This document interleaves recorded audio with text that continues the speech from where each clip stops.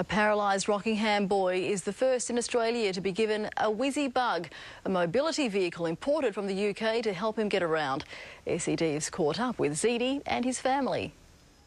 His family call him Speedy Zedi. In his new wheels, a bright red mobility vehicle called a Whizzy Bug. It's Zedi's freedom, it's Zedi's independence. The toddler was left paralysed from the neck down after being diagnosed with transverse myelitis when he was just 6 months old. Zedi was just laying on the floor and started crying. It was a different cry. I picked him up and his arms were floppy, flaccid.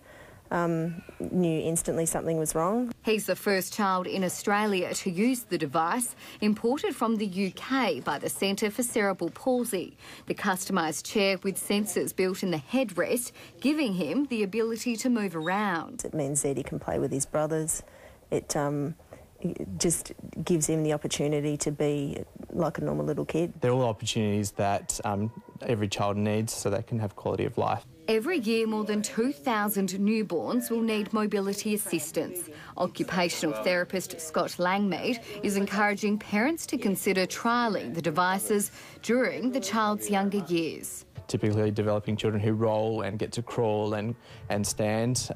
When those opportunities are missed, we can actually introduce this strategy. We were in a little chair before the Whizzy Bug come along, and it just wasn't appropriate. It was too big. We had it all padded and cushioned, and still it just was too hard for Zedi to drive. The centre is the only distributor in the country. It hopes to eventually introduce them in New Zealand. SED's 10 News.